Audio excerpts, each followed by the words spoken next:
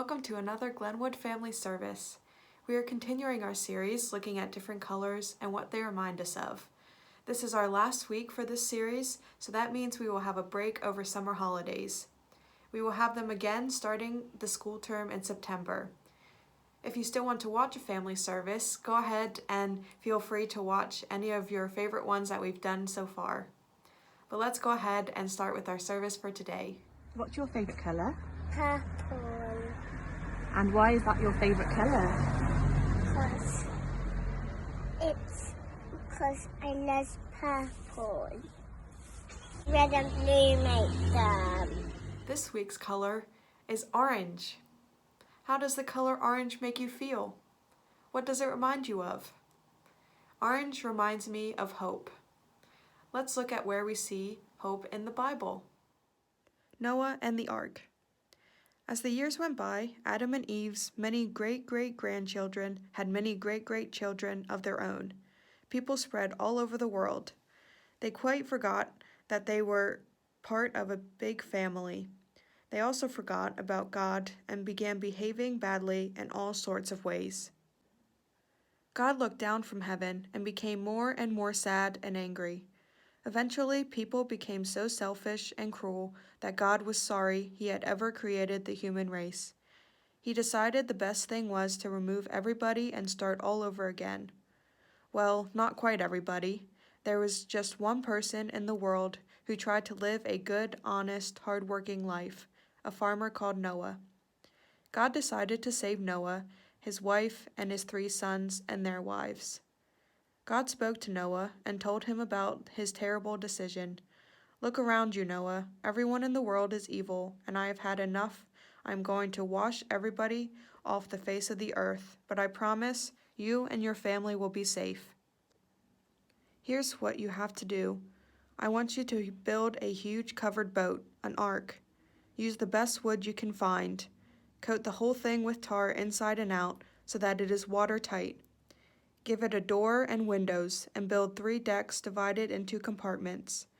When I tell you, load up the ark with 1 pair of every living creature, a male and female. Take 7 pairs of animals you can eat because you'll need enough food to feed you all. I'm going to send 40 days and 40 nights of rain to flood the whole world." Noah told his family, and they hurried to begin this enormous task. Their neighbors thought they were mad as they began building the huge ship. How people laughed. But Noah and his family trusted God and kept working, and after many months the ark was finished. The day came when God warned Noah to begin loading the animals into the ark and setting his family aboard. A week later, thunder, clouds blackened the skies, blotting out the sun, and it began to rain. The rain that God sent to flood the world was like nothing anyone had seen before or could have imagined. It was as if the sky had shattered, and through the cracks plunged mighty waterfalls. As the rain poured down, rivers burst their banks, lakes flooded their valleys, oceans swelled and overflowed, and the ark floated off on the rising waters. Towering tidal waves rushed over the land, drowning everything in their path, and still the rain continued. The ark was lashed and battered, and hurtled it this way and that by the currents. The rain fell for 40 days and nights, just as God had said. Then, as quickly as it had started, it stopped. When Noah dared to peep out, he could see nothing but water in all directions. Over the quiet, empty days that followed, the sun began to dry up the water, and the flood gradually started to sink. God sent a great wind to speed things along. Eventually the ark groaned and shuddered as it scraped along the ground and came to a halt on top of the mount. Noah didn't dare leave the ark yet. He waited a few days for the waters to sink further, then sent a raven into the sky. The raven soared back and forth, and all it could see was water. Noah waited a week, then sent out a dove. It flew back the same day, and Noah knew that there was not enough land showing yet. He waited another week, then sent the dove out again. That evening it returned, carrying an olive leaf. The waters were low enough to show land where trees grew. Noah waited 1 week more and again sent out the dove. This time it did not return. Nervously, Noah opened the door, and the ark was surrounded by dry land. Then God called, "Noah, it's time for you and your family to go out into the world with the creatures and begin again." And that's what they did. God was pleased and blessed Noah and his family. He vowed that he would never again send a flood to destroy the living things he had created. God sent a rainbow in the sky as a sign to always remind everyone of his promise. Hello. Hello everybody! It's time for our song, and this week we've got a really beautiful song for you. And this song is a bit like a prayer that we are praying for all of you guys, and that you could pray for yourselves and for the people that you know and that you love.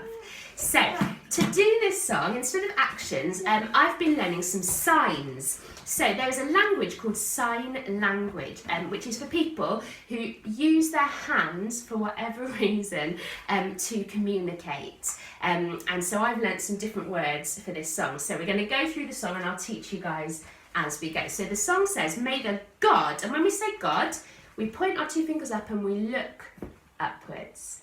"May the God of hope," so for hope, start your hand on your chest and move down to your heart. Hope.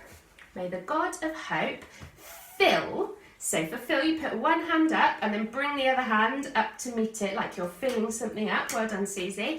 "Fill you with all joy." Now for joy, we've got a smile on our faces and we make a sign, a bit like we're clapping, but we don't actually meet our hands.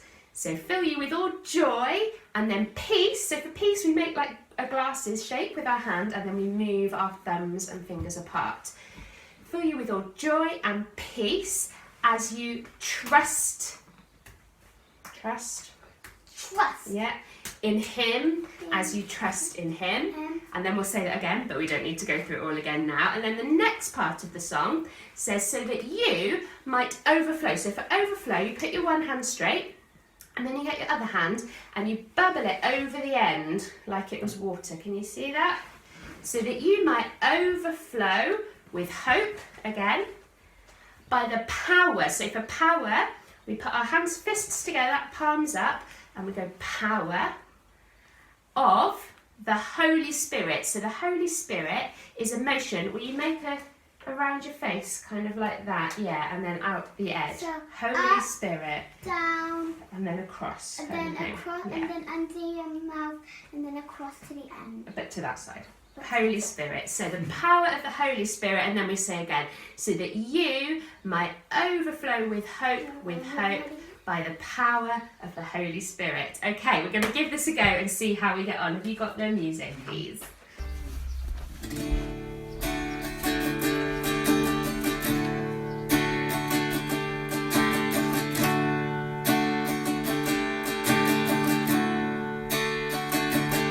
May the God of hope fill you with all joy and peace as you trust in him, as you trust in him.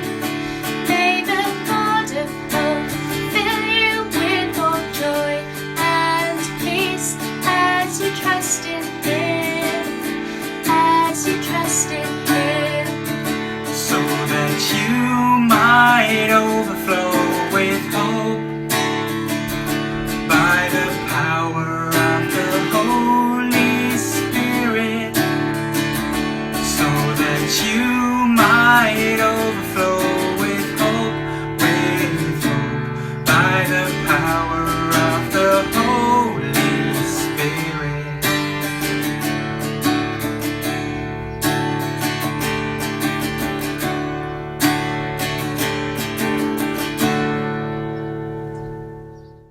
For this week's prayer, we are going to be doing one we've done before, but it's a little bit different. We're going to be spelling out the word hope, and each letter will have something to pray about. First is H. You can pray for help with someone, or you can pray for health if you know someone who isn't well.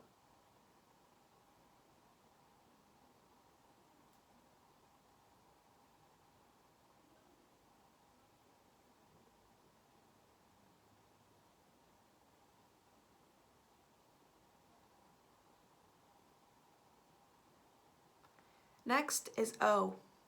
For O, you can pray for optimism, which means positive thinking, or you can pray for obedience to God, which means you want to listen and follow God.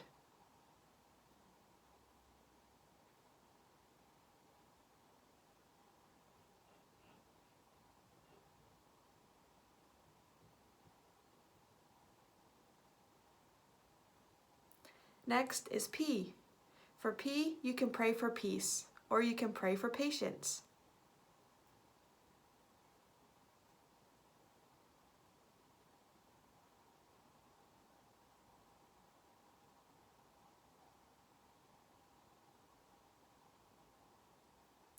Finally is E.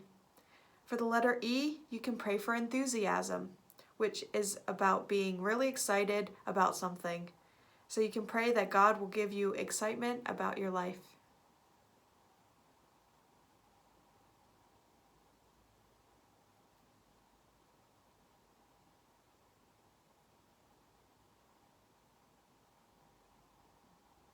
Amen. We've come to the end of our service today. I hope you had lots of fun with us. A massive thank you to everyone who's been involved. Thank you to Ella for sharing her favorite color with us, and to John and Emma for our song. This week's challenge is to make a rainbow with whatever you want. And I want you to keep it somewhere that you see it, and you can remember God promises us hope in Him. We'll see you after the summer break. Bye!